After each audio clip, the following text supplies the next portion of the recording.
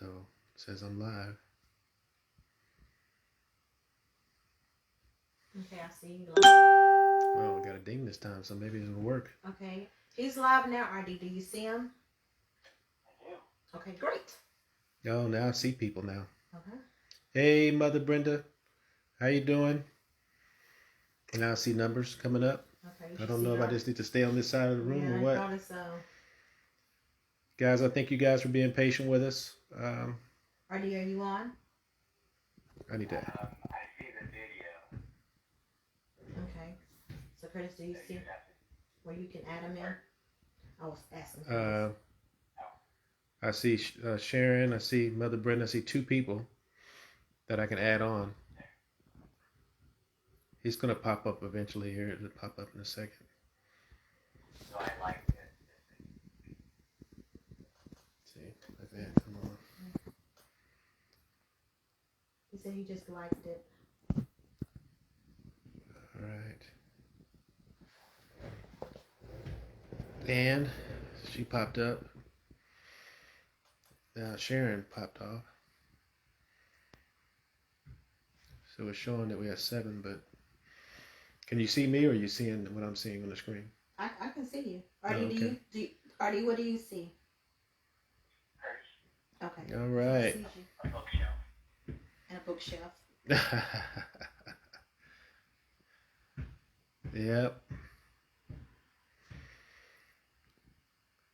So, but basically, I'm kind of nervous about going to the other side of this room. But what we're going to do is I want to definitely give a shout out to my mom. Her birthday's coming up. I wanted to wish her happy birthday. And I wanted to shout out for Shar, doing a great job on the interview last week. Great job. I know that you guys can see me, but I can't see you right now.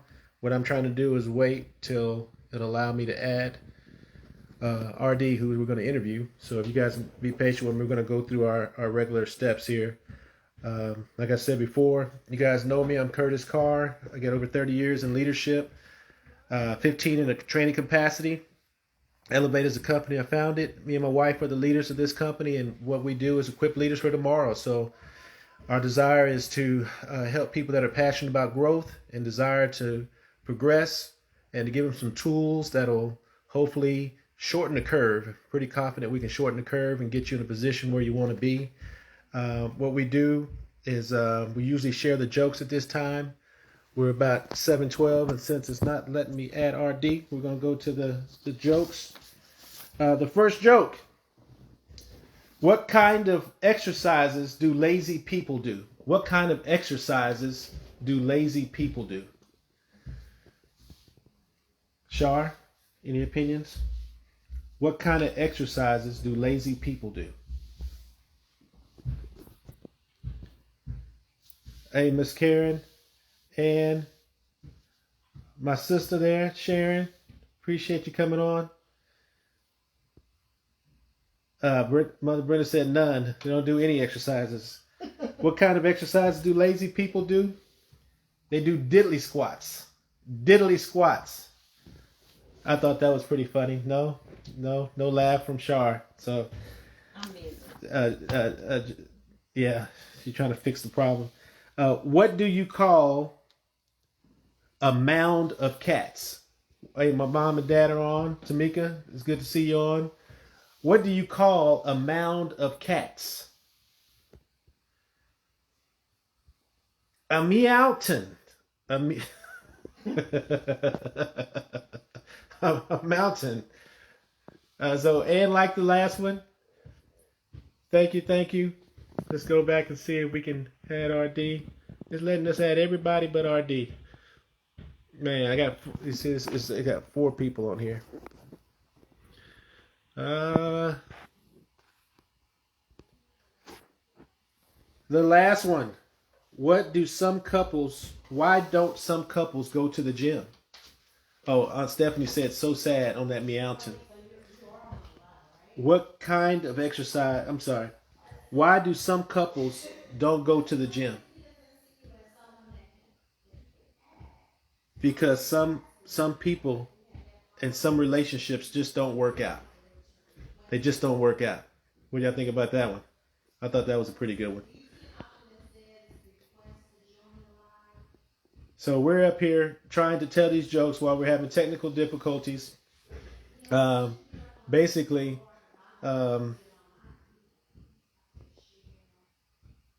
my wife is trying to talk to RD. She's talking to him on the phone right now, but it's just not letting it add the split screen. Let's see here.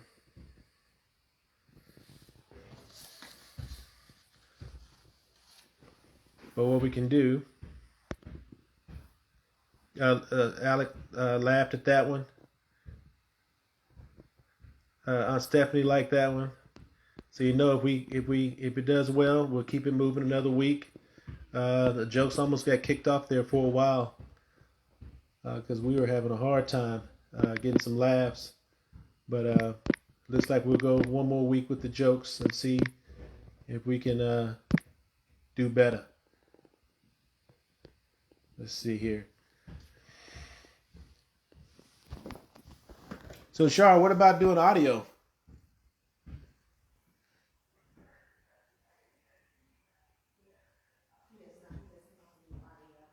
We're going to have to do audio because we're running out of time. But what we're going to do, and I apologize, what we're going to have to do is we're going to have to do audio. And because this is,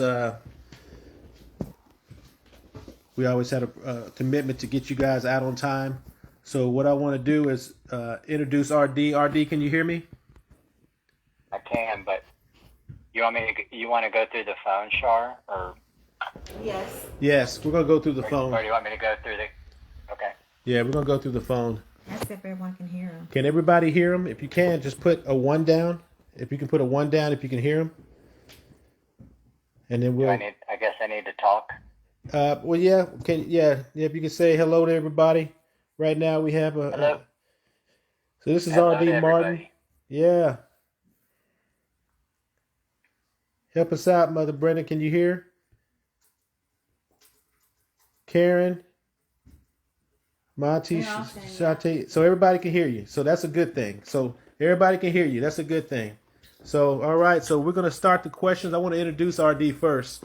So after this is over, I'm going to go bang my head against the wall because this is not the way. Not the way. Did you hang up? No, I did not. Okay. But he is off. Hold on. Let's see. But basically, RD is a. Is he on there or not? No, he's not on here. I'm calling him right now.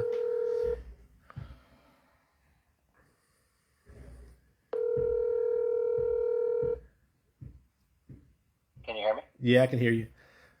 So I was doing the introductions. So basically, RD. I don't know if you remember this, but I was like 19 years old. I was coming from California. I had ran my first store, and they were saying I was too young to be running a store. So I was in your district, and RD was a amazing influence with me. I was I would say I like to think I was. I've always been told I was a little hard headed, but I was just a guy that worked hard, and RD was a great teacher, and he was very patient, and he was very good at connecting to people. And Elevate is all about connection. It's all about relationships, and over the years we've stayed connected. And I have a tremendous amount of respect for what you've done and how you do it, what you've done and how you do it. So, RD, if you want to tell a little bit about yourself, a little bit of your background, what you do, what your title is, a little bit about your family.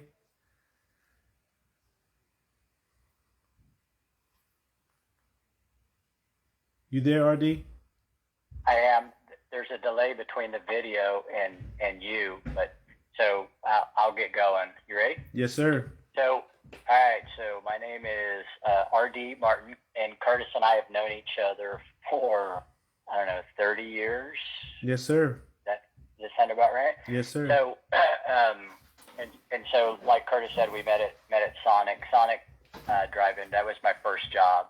It was when I turned 15, so I stayed with that through high school and through college. Thought I was really wanted to teach college, and I was got into the university system at Texas State in San Marcos, which back then was Southwest Texas State. Was a teaching assistant for a short period of time, and just realized that probably wasn't where I was going to be where I was going to be the happiest as I entered into my adult working career. And it's good to know everybody should have a BS tolerance meter. And I knew that was going to far and away exceed the tolerance level that I had. That was 30 years ago. And so I always worked at Sonic. I always had a couple jobs, and Sonic was always one of them. And just being able to buy into a business and possibly buy into a second restaurant, and was always appealing. And I don't really think of it as restaurants, I think of it as, because it's easy, right? It's easy to think of it as a greasy spoon. But I really think of it for what it is. It's $1 billion industry, and I run a couple $1 million worth of that, and so that was always appealing because business is business. So I saw Sonic as the business that it was, and so through that went down to with our group, which was Austin. We purchased San Antonio. I went down to San Antonio, which had about 10 stores, built that up to about 51 stores, and left. And then after I did that, that was 10 years in Austin, 10 years in San Antonio, came out to Phoenix, and I've now been out here for 20 years and pretty much did it all over again with a group of stores that have 30 stores out here. Okay. That's what I currently do. So I'm the supervising partner or principal partner in Phoenix with our group of stores. And that's pretty much what I did in San Antonio. Personally, I've been married for 33 years. I got married when I graduated college, so bought into my first store and got married all the same year. 33 years ago, still going strong. And I have 2 kids. One is 30, getting ready to be 32, and in a couple of days. And my other one, and he lives here in Phoenix, and he does well. He works with a private equity company that does real estate rental. And then my younger son is a corpsman in the Navy, and he was stationed out in California for the last 5 years, and he's just now been stationed back in Fort Worth into a naval medical base in Fort Worth, which services I think it's an Air Force base in Fort Worth. And I think that got you up to speed. All right. So wow, that was that was 30 years in 20 seconds. Or that was pretty good. 40. Don't 40. I'm don't sorry. That shoot was me out of anything. yeah, that's 40 years. But I had a couple things. So, how would you define leadership? Just want to get your perspective on leadership. How would you define leadership? I think the ability to positively influence the behavior of others. And I think essentially, right, everybody's a leader, parents a leader, teachers a leader. You're in your own, in everybody's own way. There's somebody that they influence, but I'd say a successful leader, somebody that can successfully influence positively the behaviors of others. When I say that, I mean, where you have the ability to influence them to willingly, come along for the ride. It's something where they choose to follow, or they choose to partner with you. So that's my simple definition. Okay. Now, I'm going to jump to a question that I want to make sure I ask you this question before we run out of time. But I wanted to ask you, you work with a lot of young people because of, what you do for a living. But why do you think we struggle in connecting with this generation?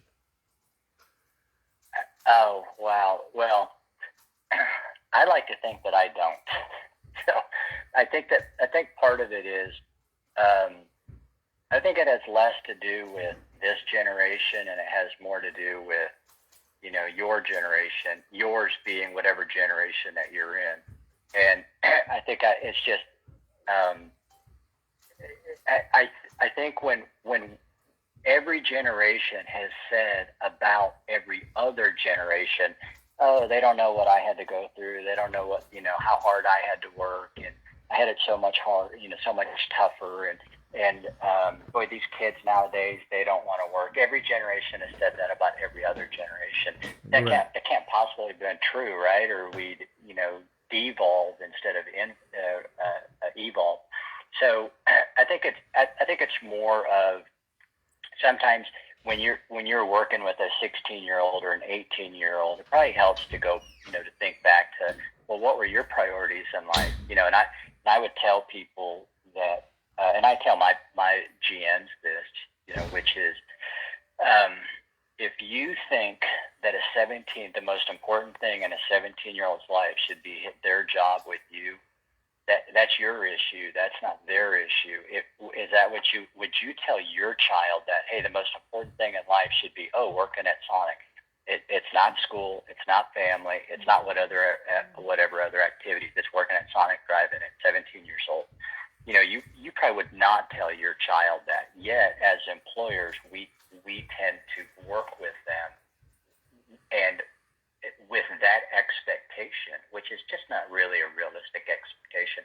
We wouldn't parent that way. Typically, if you wouldn't parent that way, you probably shouldn't manage that way either. So most of that failure to connect has less to do with that generation. It has more to do with our generation, just being able to understand where they are, in life. And I do think the younger generation, they're way more savvy as they come along. So I think they have a better understanding of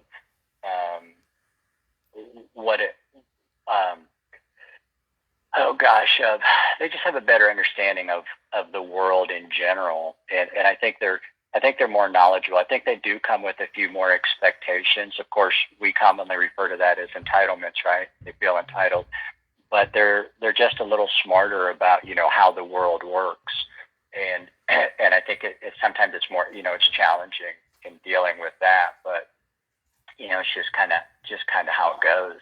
I think we probably get our expectations are probably too unrealistic. Doesn't mean that you don't expect them to do a good job. Doesn't mean you don't expect them to show up on time. Not any of that, but our expectations in terms of how much they should dedicate their life to to being employed with us sometimes don't match up to the where they actually are in their life. Right. That's funny because we have this discussion a lot with the guys I work with, because I have some older guys there and we have some younger guys there. So it's always this, well, you got to get an older guy if you want him to work hard. It's always that. And I always say, hey, it's our job to shape perspectives, man. We got to work with them and we got to develop them and we got to understand them. It's on us. So yes. And I think that's right. And I think at some point in time, if you're not willing to take a paternal or maternal approach to the employees, I mean, one of the things that is challenging they do, today, perhaps some of the life skills aren't as advanced. Some of that's just technology, right? That it's hard for them to have a conversation and look you in the eye, and it's hard for them. Body language is relevant in terms of how you interact face to face, but you look at the level of interaction and communication that's done through technology, and they just don't. They may not be good at it, but it doesn't mean that they can't learn it. I think some of it is they just don't have enough practice, and sometimes to get more life skills, the only solution is you just need more life. And when you're 17 years old, you just don't have that much. And the one thing that we reference a lot in working with younger people is it's hard when you get to see the sausage being made, right? And this was in my weekly communication. This was the message. If you watched how sausage was made, you would never want to eat it because it's gross, disgusting. It's just awful. It's an awful process, but sausage tastes delicious, And so, but I imagine if you were a sausage maker, you would probably never want to eat sausage because day in and day out, all you do is watch that really gross process, and it just kind of turns you off. And so I just tell my people, hey, you got to see the world as a sausage eater, not as a sausage maker. And when you're working with the young people, sometimes we define them by the process instead of by the product. And the fact is, they do learn, they do get better. It's not everybody, but most of them do. and sometimes we, when we evaluate somebody, we evaluate them based on what, the process over the last 2 years, instead of, hey, how are they today? Have they grown? We probably don't give enough value to some of the growth, but to be able to get to that growth, you've got to have an environment that keeps them in your employment for a long enough period of time for them to grow. So it's my favorite part of the job. I mean, I'll be honest, I was going to teach that age group.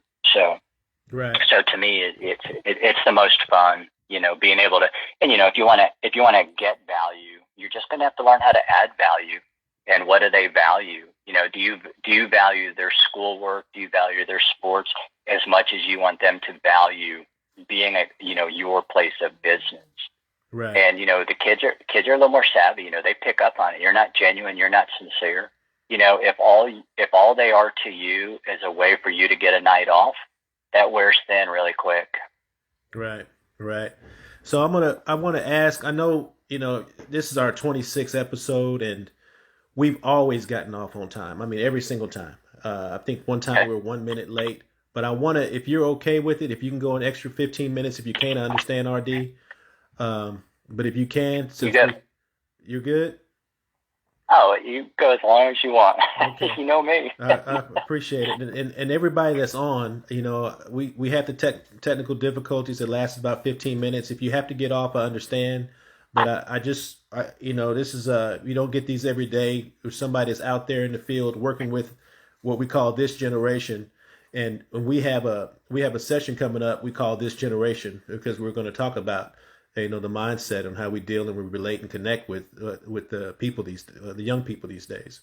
So, but I definitely have a couple other questions. I got a ton of questions. I could have listed about 50 questions for you, but I know we can't do this for 3 years, this interview. So, but I wanna ask you another question. What is your biggest accomplishment in your current role? What do you look at and say, you know what, I'm most proud of X? Oh gosh, I would say the development and the evolving and the development of the people that I work with, and I look at it as the big bus theory, right? Hey, if you got hit by a bus, what would happen? And I think the fact that if I left tomorrow, everybody in place would be successful, and I don't think you can define. Well, I think the ultimate level of success is in your absence, do things run as well as in your presence? Exactly. And so the only way you can have that is if you just have to have surround yourself with the right people, and a lot of times the right people are you want to get value, you got to add value. So I think just the number of long-term people that still work that I work with. I work with Bobby, who's over 40 years, and right. then but it was funny. I was just talking to one of the supervisors the other day, and one of this young guy, his is going to be a new dad. He just found out his wife is pregnant, and so I've known him. I've been here 20 years, and I was telling him, I said, man, I remember walking into Circuit City when he was 17 and recruiting him back into Sonic. And wow. And now he runs a store. He opened up our last new store a couple of years ago. So now he runs a store. He's married. He's making good money. He's happy as heck, and getting ready to be a dad. And I'm going, man, I've known that guy over half his life. Wow. And I know he sends me messages on Father's Day. And so stuff like that. That's kind of cool. I guess I don't really equate it with money anymore. Money kind of gets boring.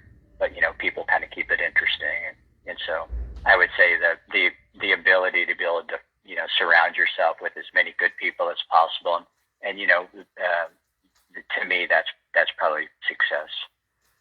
Okay, that's a great answer. I have another one here. I appreciate. It's funny, RD. You would see that a lot of people are staying on, so it's great to see people are able to stay on. Daryl Shaw said hi. I know you remember Daryl Shaw. I caught him. Yeah, gave him a big thumbs up. Oh, okay, okay. That's right. You can see. I'm up here thinking I'm holding two phones, so I'm the one that don't know what's going on here. But I wanted to ask you this question here. It's what would you tell what would your current self go back and tell your younger self um, to make you more efficient or more effective now? Or would you just be like, hey, I nailed it. I nailed it. I don't need to go back and say anything. Well, so let's see. What would I tell me?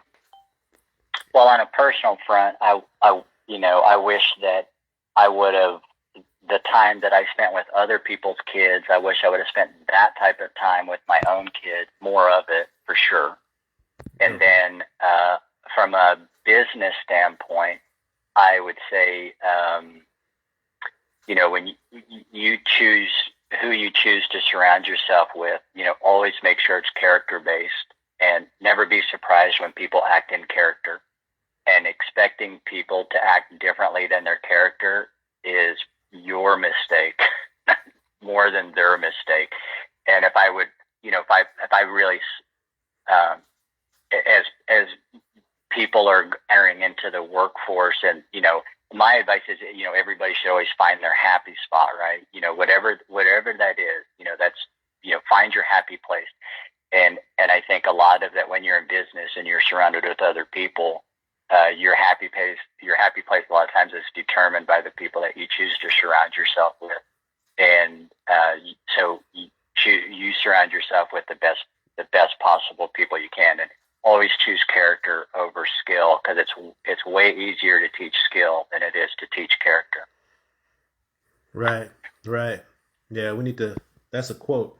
We need to put that somewhere. I'm gonna put some of these as a quote and repeat them later. So that's powerful, because I think a lot of times we look at what a person can do for us right now, and it's definitely our fault. We accept it, and then we whine and cry about the outcome later.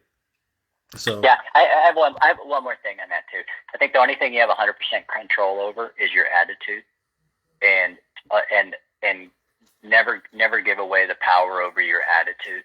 And it's funny, we tend to give the power away over. We tend to allow people to influence us the most that we respect the least, right. And that is just just bananas. And so always control your attitude, and I mean, you got to choose to be happy. Happiness is, a choice, and, do it. Right. So how would you define accountability, and how do you teach leaders to hold people accountable? Yeah, that's a really hard one. I don't, that'd be hard for me to answer. Well, I think on some of it, in accountability, I just don't do moving targets, right? I don't, I don't manage style at all, unless it's illegal, then, or immoral, then I'll manage that. But, or, if there's something about your style that keeps you from being successful, then we'll address that. But I tend to manage, I try to manage results and not style. And so in doing that, I'm always really clear about what the expectations are, and so I don't use averages. I don't measure against other groups. I don't care about that. I can't feed my family off of somebody else's failures or successes, right? And so we're responsible for our own results. So I'm good about setting the expectations so that it's really clear and it's really concise. And when you do that, and when you manage the results, the nice thing about having non-moving targets or clear expectations, when you evaluate performance based on what others do, then it's a moving target, right? Because not sucking as much as the other person, I guess, some people would mistakenly call that good, but really you're better than somebody who's not particularly good, but that doesn't necessarily mean you're doing well. And so you set those objective targets and goals, and what happens is when you do that and you put them out there for everybody to see, what happens is they are able to self-evaluate, and people who are able to self-evaluate are more likely to be able to self-correct and self-direct. And so you have those really objective goals and targets and expectations, and and uh, it, it- and and you'll find that, remember, because you're choosing to work with people of character, and so you'll find that those people will actually identify with hey, keep it simple, and they'll identify with, hey, those are non-moving targets, and they're able to tell on their own without you always having to give them without you always having to evaluate their performance. They'll be able to tell, hey, I'm doing well, or I'm not doing well. Oh, I'm not doing well. What do I need to do well? And so sometimes having clear expectations is how you're able to keep good people accountable. And it's easier for them, right? Because they know what's expected. They don't have to guess Right. at what the job is, and so it makes it easier, makes it simple, makes it cleaner. It just kind of filters out all the BS. Okay.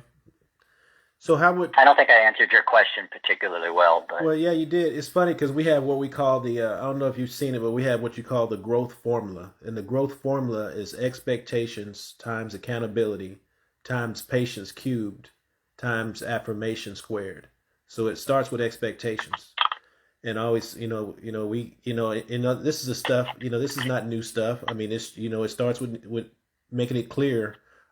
Even the guy at the Texans, I believe it was the Houston Texans, he says the job of a supervisor dealing with an employee is to make sure the expectations are clear.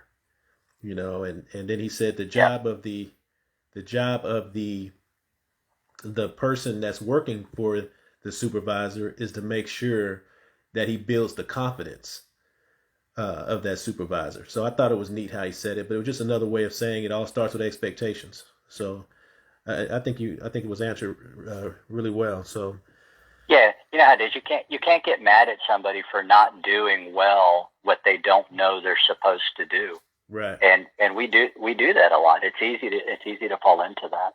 right. So are you? Can you share, like, here it is? It's 2022. Um, what are some of your goals this year? It doesn't Oh have to be gosh. business related. Just something you feel like is you can share with us. What are some of your goals? Um, well, work-wise, I don't. It's funny, because some of our performance expectations are so concise. They kind of some of them take care of themselves because we're always working on it. It's not. It's something to achieve today, tomorrow, the next day, and so on and so forth. And so, but I have a volume expectation for our business, which is to be at $2.5 million, average unit volume per location. And so we're tracking that way. And then, you break out the math. You've got to stack success, right? You're not going to go from 2 million to 2.5 million overnight. You're going to have to get, 5% this year, then maybe a couple percent next year. But I always just call it stack success, and then you add success on top of success. That's how you get there. 'Cause it's not like you're going to flip a switch on it. So I do have some volume goals for the business. The other situation is I always try to have layers of people. If I want to be able to, have a good GM ready for next year, and I want to give them, I want to have a year to train them, then that means anybody that I promote next year has got to be in the system this year. And so I've always kept on a cycle of that. And I think the other thing is, one of the things I try to work on with the stores is I want everybody to be replaceable. I want everybody to be in a situation where they're working on that next generation of people, so that we've just got layers and layers and layers, of people. And because from that comes life balance, and then it's providing opportunity to other people. That's, you're adding value to those people to bring them along, but in return, you're getting value, so it's a win, those win-win relationships. So really really stress that. And then, I think that from a business side, I'm pretty simple. I I don't make a budget. You should just maximize whatever your potential is. And then personally, I want to run a marathon a month this year. So that's my personal goal. So when did you? Because I don't remember you running back when you were in Austin and San Antonio. When did you get into the running? You know what? It was when Bobby was trying to lose weight, which he did, like almost 200 pounds, and he started running, and I wanted to support him. So I said, "Come on, man, I'll run with you." And then we wanted to go back to Austin to run the Capital 10K, which is 6 miles, and which we did. Give us ourselves 4 months, and it was funny. And then I said, "Oh my gosh, I can't ever imagine anybody running further than 6 miles." And then it wasn't 2 months later. It's like, "Oh, we're signed up for a half marathon." Ran a couple marathons. I was like, "Oh, I can't imagine anybody running a marathon." Next thing you know, we're running marathons. The next thing you know, we're in a marathon running club, and it just kind of one thing led to another. But it's good to clear out your head, and it's nice to challenge yourself, right? I mean, that embracing the suck, when you're on mile number 18, and and I don't care how good of a runner you are, when you get to a certain point, you're going, "Oh my gosh, what the heck? What was I thinking?" And you just teach yourself to embrace the suck, and just push through it, and definitely create some mental dexterity. And I enjoy that. That's really what keeps me running. So. Got you. It's funny because I don't know what it is. This running keeps coming up. So we went to dinner with a couple, and she. It's an omen. So her goal is she wants to hit every state. She wants to run a marathon in every state. I think she said 13 so far. Mm-hmm. She's done 13 states, and they're like, that's awesome. Yeah, she's like saving the fun states, as she calls it, for last. So like California, Florida. She's hitting all the ones she calls that are not fun to her, but her husband doesn't run. He sits in the hotel while she runs it. and then he gets to the finish line. He says, "I'm supportive. I'm at the finish line," and he's clapping right. and has his hands cheering you on. Yeah. Yeah. So I don't know. Maybe that's for Shar to run a marathon, because I know I ain't running one. I'll walk it, maybe. I'll walk it. Yeah. So that counts too, just so you know. Okay. So what I would like to do is the plan was to do this in 2 parts, and we pretty much covered the business end, and I know we're a little long because of what happened with the difficulties we're having. I wanted to tell everybody we appreciate them coming on, and if you're up to it, RD, we can do this one more time next week. It'll be part 2, and sure. The plan is to do the more relationship questions. More family questions, because the fast food is a hard business. It's a hard business, and to be in it for 40 years. I mean, I always tell people fast food is like 5 years. 1 year is like 5 years. So it's like dog years. Right. So to have success and to also have a passion for it and not get burned out and have long relationships, that's why I really wanted to break it up into 2 parts on the interview. And talk about some of those relationships next week. And we got some. Sounds good. Some thanks, RD. We got I wish you could see the people. We have some great people on this call. RD, got some great people, and I'm so glad you're able to come on, and really look forward to you being on next week. And then I'm gonna make it my business to solve this problem. I'll tell you that with the technology. All right. All right, man. All right. Thanks a lot. Thanks for coming on. Yeah, thanks for the opportunity, and thanks for all the comments. All right. I'll talk to you later. All right. See you, buddy. Bye. So I thank you guys. I know that it was difficult. This is probably definitely the most difficult one we've had. But at the end of the day, we're sitting at home and the heater's on and we're comfortable. So I guess this is not like this is terrible, but it's definitely. I'm glad we've had probably the most we've had in a while on the call. I'm glad to see my auntie Shantae, my auntie Stephanie, Shay with the Leora, Ann, Karen, Mother Brenda, my parents. I'm glad to see you guys all on. I'm glad you guys were patient with us. Next week we'll be on point.